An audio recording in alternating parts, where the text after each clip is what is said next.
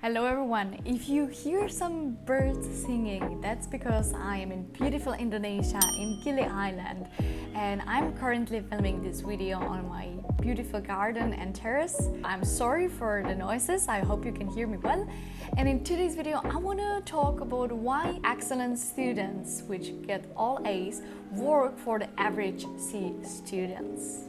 In the big picture, life is not about grades, life is about what you choose to study. Imagine two friends, Peter and Joe. Peter is that excellent student who always has A's and it's very smart and intelligent, yet he always is poor, he never has enough money. And Joe is the C student who's barely passing his exams, often doesn't have essays and so on. However, he is able already at college to buy a car, and 10 years after high school he owns several companies. You probably have such people in your social circle. We all have them. How is it possible that A students stay broke and C students are rich and successful? It's because it doesn't matter exactly what you decide to study. It's much more about that big picture. Today's video is divided into several chapters. The first one is little historic window in the past education system and in the current one. Then I do a little summary from Kiosaki books, why A students work for C students, and I describe the cash flow quadrant. And last but not least, I share my personal experience, which I believe it has helped me to win a scholarship and be successful in many areas of my life. And I want to give you those suggestions so you can be more successful even if you're not all A students and you want to achieve all your goals in your life. In today's video, I want to show you that average student has helped me to win a scholarship and be happy and successful in many areas of my life. I promise you that at the end of this video, you will have those tips as well, so you can apply them to your life and to enhance your life situation as well. So the little history window. In the late 19th century, the school system created a standardized system where students were taught to obedience. Thus, the creation of standardized tests. Our education system basically became a factory to standardize all rising students to fit them in the desired mold. If the students failed the test, they were basically punished. Either they had to repeat a course, they receive a bad mark. In any case, the failure of the test was seen as negative. However, we are no longer live in the 19th century, we live in the 21st century, which is entrepreneurial and highly driven economy.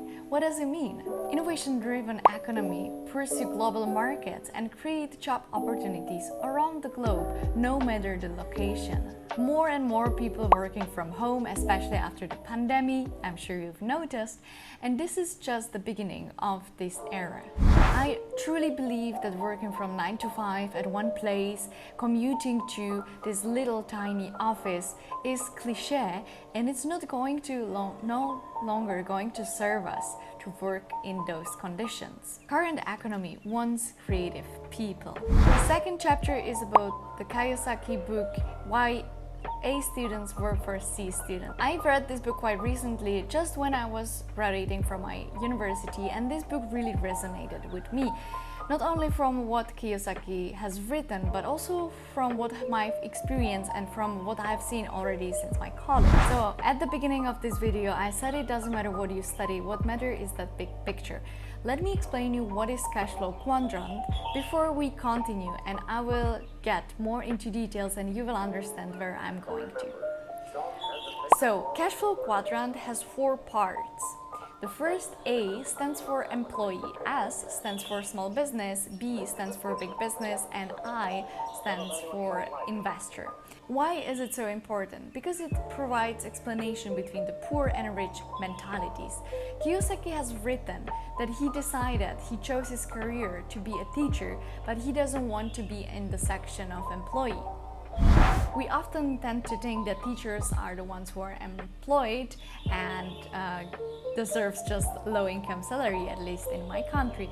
However, you can be a teacher in the big business or also in the investor quadrant.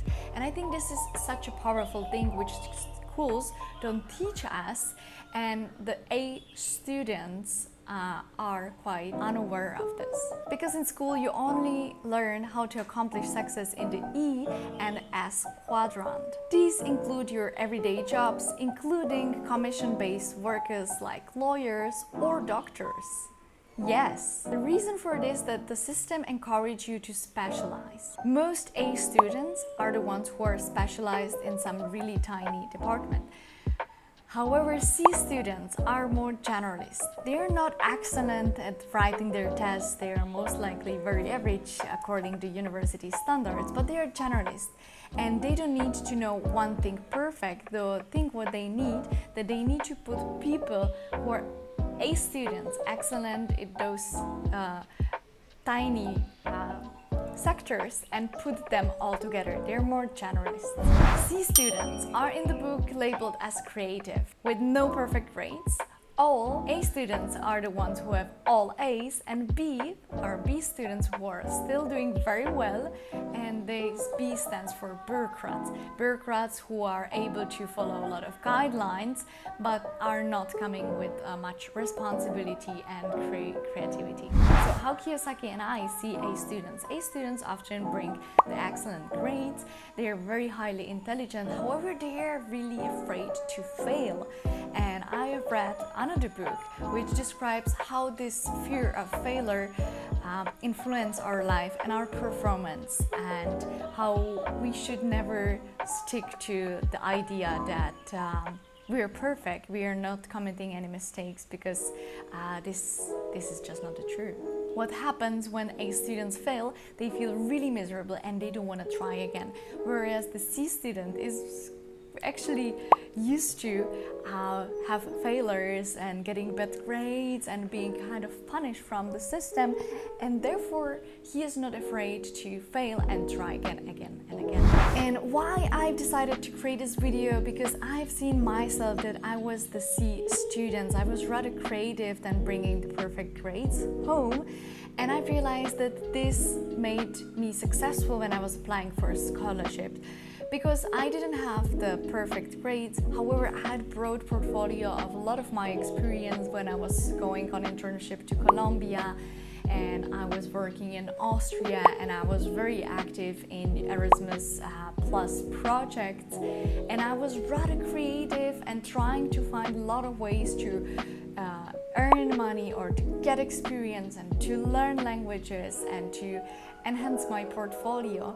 And this is what I believe has helped me to win a scholarship, and further it has landed me a lot of interesting jobs. And indeed, I unfortunately see a lot of A students, a lot of colleagues which are now lawyers, but they are not really happy. They don't have so much freedom to decide when they want to work and how much they want to charge, because they are in this E quadrant. And I really see that universities completely and schools completely fail to deliver this content. In this video, I've talked a lot about the quadrants.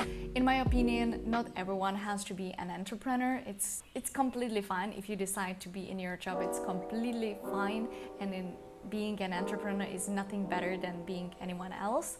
However, it's not only about being an entrepreneur or employee. It's about achieving your goals, achieving your life dreams. I just wanted to show you that if you're getting A grades or C grades, it should not really dictate the way you live your life, and it should not make you feel bad or good, because at the end those are just grades, really. I hope this video was helpful. Let me know if you have read already some other books from Kiosaki, like the most popular is Rich Dad Poor Dad, and what do you think about all this concept? Thank you very much, and see you in the next video.